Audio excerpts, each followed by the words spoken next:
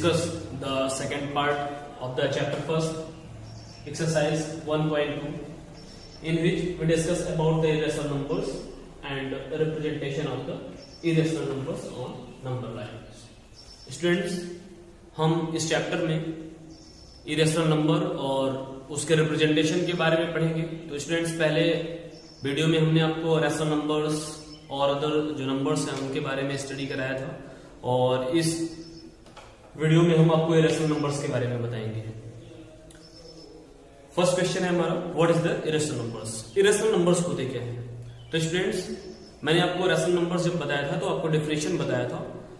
Irrational numbers are that numbers which is we can represent in the form of p by q, where p and q are integers and also q is not equal to 0. Same definition है, just something little bit difference from the both. आप irrational numbers के लिए बोल सकते हो any integers that cannot be represented in the form of p by q, where p and q are integers and q is never be non-zero. Students, फिर से हम repeat करेंगे अपने डिफिनेशंस को। एंड इरेशनल नंबर्स और that numbers, यहां से ही conclude करते हैं हम, और that numbers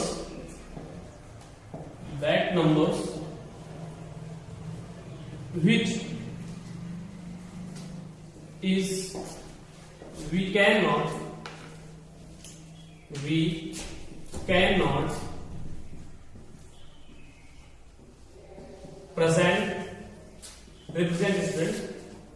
represent in the form of p by q, where q is never be equal to 0. Students, जो मेजर डिफरेंस है वो ये है, रैशनल नंबर और इरेशनल नंबर में रैशनल नंबर्स को हम p बाई q के फॉर्मेट में राइट कर सकते हैं, जबकि इरेशनल नंबर्स को p बाई q के फॉर्मेट में राइट नहीं कर सकते हैं।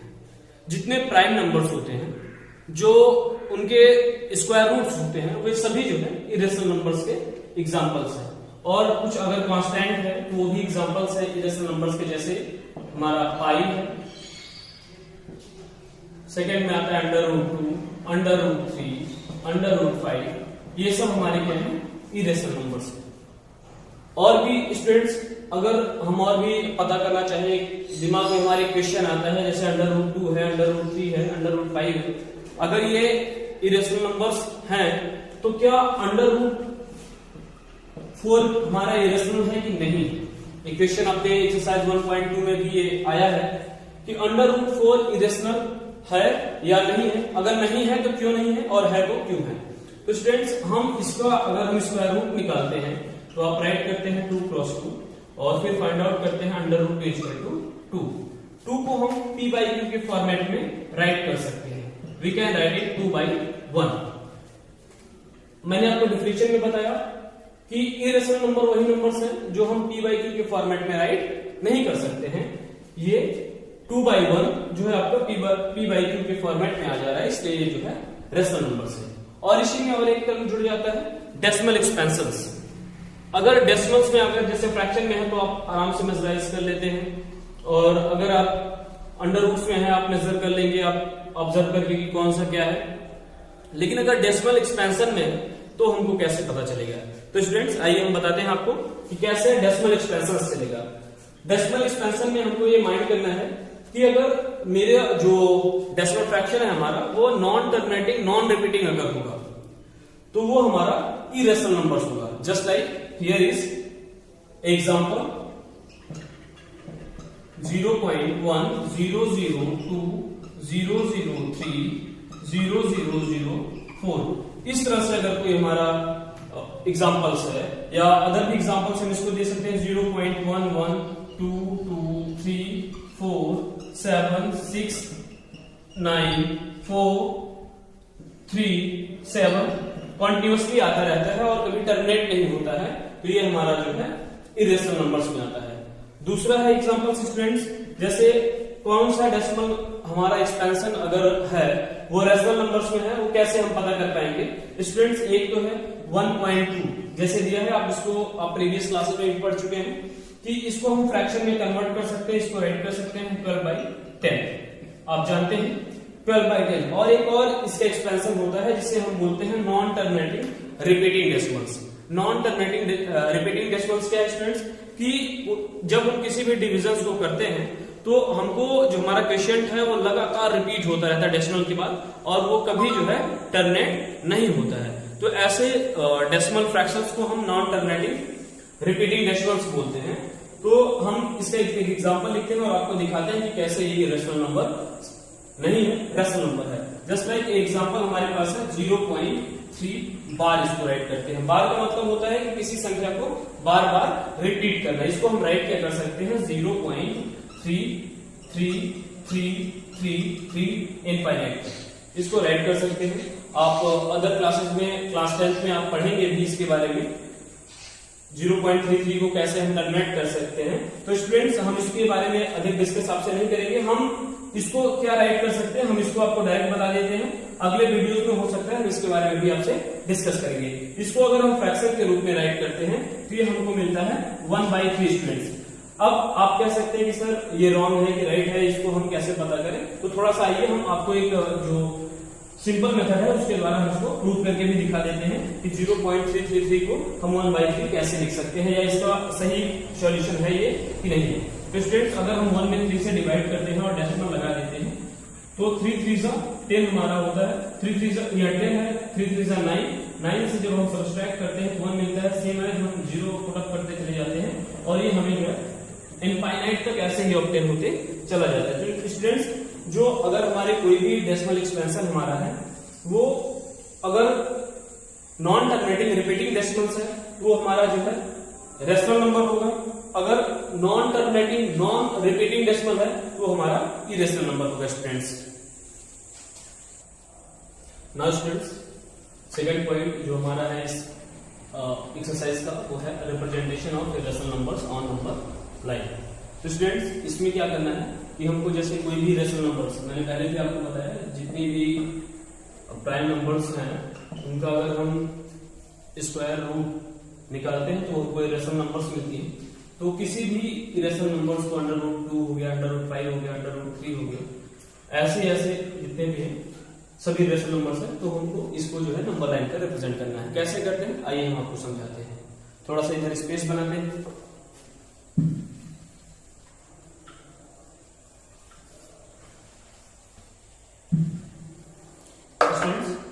सबसे पहले हम क्या करेंगे, एक लाइन ड्रॉ करेंगे AB।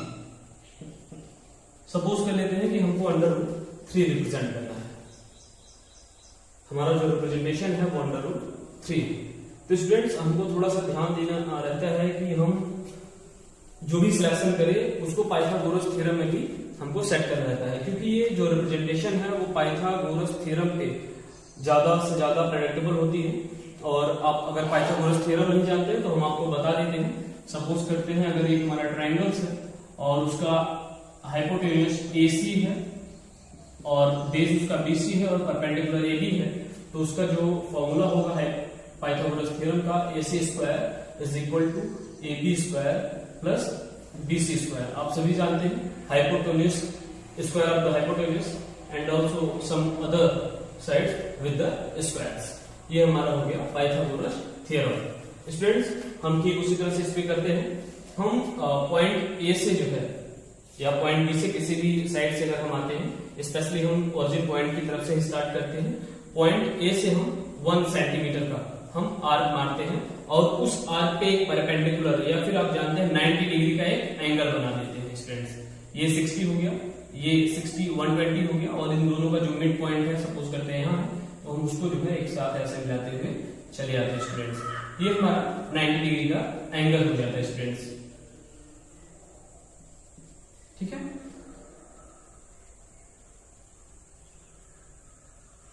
डिग्री का हमारा एंगल हो जाता है।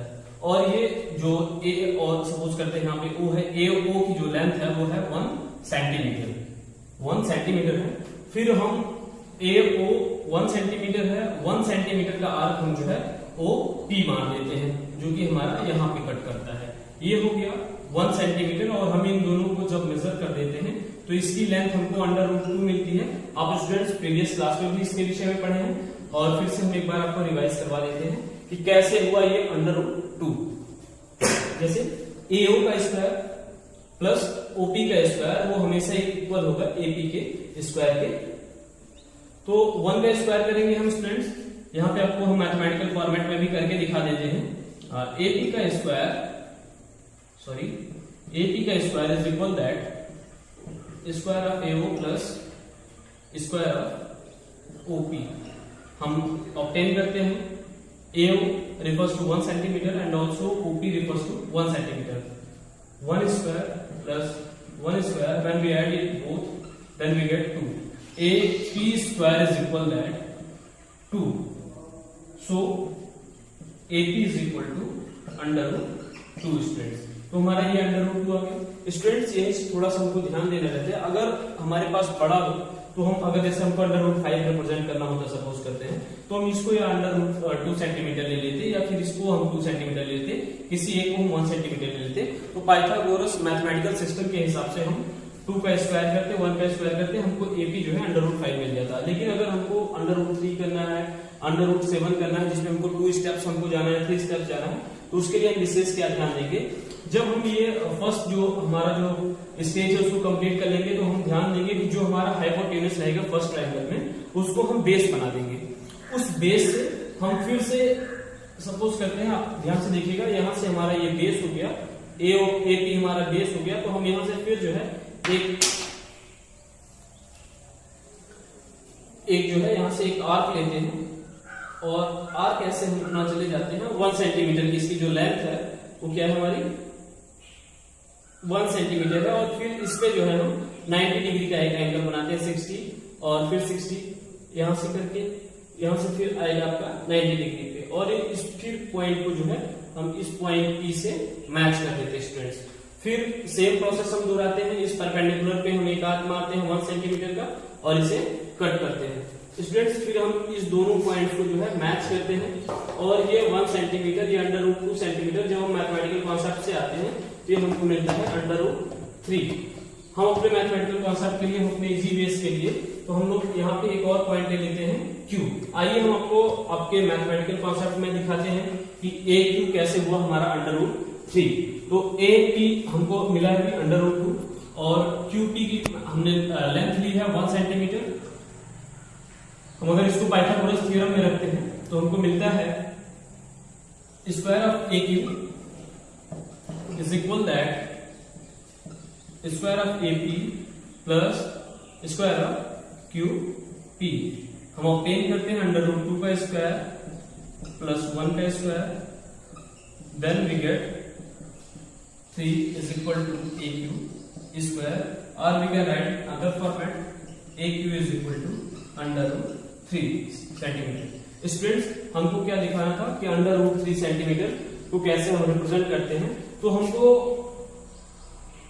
जो लेंथ मिली है तो वो √3 सेंटीमीटर है, और इसको हम फिर से अपने कंपास के माध्यम से हम इस A और Q की डिस्टेंस को कवर करेंगे, और उसे जो है ऐसे डॉट करते हुए अपनी जो ओरिजिन लाइन है, जो हमारा AB है, उस पे लाके पॉइंट आउट करते हैं। मान लेते हैं हमारा यहाँ पॉइंट है R, जो हमारा AR की जो लंबाई है वो है √3 सेंटीमीटर, और इस तरह से हमारा जो है रिप्रेजेंटेशन कंप्लीट होता है स्टूडेंट्स। तो इसी तरह से √3, √5, √7 आप कर सकते हैं। √5 आपका क्वेश्चन नंबर 3 है एनसीईआरटी बुक से, अगर आप ध्यान से देखेंगे तो उसमें और भी क्वेश्चन है स्टूडेंट्स, लेकिन हमको और भी अधिक से अधिक एग्जांपल्स सॉल्व करने का प्रयास करना है स्टूडेंट्स। और इसी में एक और क्वेश्चन है जो मैंने अभी आपको पहले बताया था, क्वेश्चन नंबर 2 है जो एक्सरसाइज 1.2 से है, वो भी हम आपको बता देते हैं। हमारा जो क्वेश्चन नंबर 2 है, all the square roots of all positive integers irrational if not give an example of the square root of a number that is irrational. Sorry, इसका मतलब क्या है कि क्या सभी पॉजिटिव इंटीजर्स हमारी, वो अगर उनका हम स्क्वायर रूट निकालते हैं तो क्या वो सभी इरेशनल है?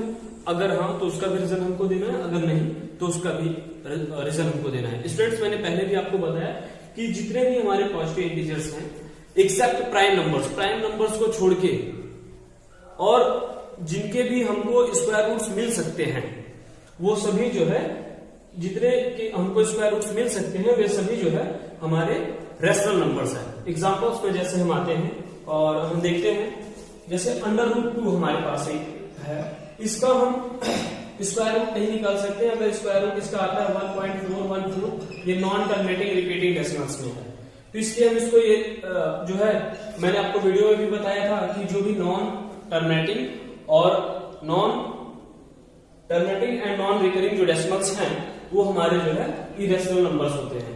अगर हम इसी के साथ हम √4 को लेते हैं तो इसका जो हमको फैक्टराइजेशन करने के बाद हमको मिलता है √2 का, जब हम स्क्वायर रूट निकालते हैं तो हमको 2 मिलता है। 2 को हम p/q के फॉर्मेट में राइट कर सकते हैं स्टूडेंट्स। तो इससे पहला जो हमारा पहली कंडीशन खत्म हो जाती है। मैंने आपको पहले बताया all the square roots of all positive integers और नॉट इरेशनल, रेशनल भी होते हैं और इरेशनल भी होते हैं स्टूडेंट्स। इफ नॉट उसके लिए मैंने आपको एक एग्जांपल भी दे दिया, और एक एग्जांपल आपको देता हूं। जैसे √रूट हमारा 9 है, √रूट हमारा 9 है, इसके हिसाब से हमारा क्वेश्चन के हिसाब से इरेशनल होना चाहिए। अगर नहीं है तो उसका एक रीजन देना है। तो हम और आपको एक एग्जांपल देते हैं। √9 को अगर हम जब इसका स्क्वायर रूट निकालते हैं स्टूडेंट तो हमको मिलता है 3 को हम राइट कर सकते हैं 3/1, जो कि हमारा p/q के फॉर्मेट में है, अर्थात ये क्या है हमारा रैशनल नंबर्स है स्टूडेंट्स, रैशनल नंबर्स। अगले पॉइंट्स में हमारा है, सपोज करते हैं यहाँ √7 हमने लिया है, इसको हम इसको हम स्क्वायर रूट नहीं ले सकते हैं, क्योंकि अगर जो स्क्वायर रूट हमको आएगा वो non terminating and recurring decimals में होगा, इसलिए हम उसको इरेशनल की कैटेगरीज में रखते हैं स्टूडेंट्स। और आप जो चैप्टर फर्स्ट का 1.2 एक्सरसाइज है उसके जो व्यू पॉइंट्स थे हमने आपको सभी को बता दिए हैं। आप पूरा प्रैक्टिस करिएगा और अगले चैप्टर